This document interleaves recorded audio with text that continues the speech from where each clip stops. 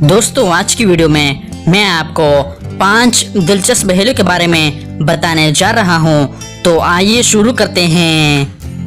पहेली नंबर 1, कोहिनूर हीरा दुनिया में किस जगह मौजूद है?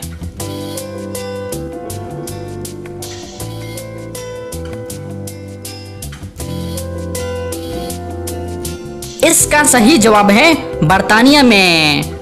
पहेली नंबर 2, जमीन की कौन सी जगह है जो चांद से भी नजर आती है?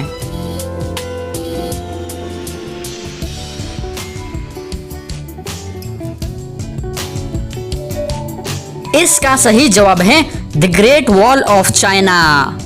पहेली नंबर 3, इबादत का मगज किसे कहा जाता है?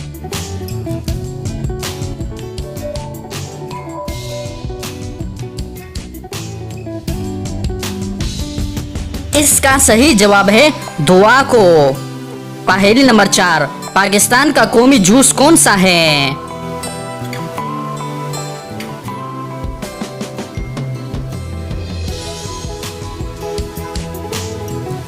सही जवाब है गन्ने का जूस। पहेली नंबर 5, शैतान की किताब किसे कहा जाता है?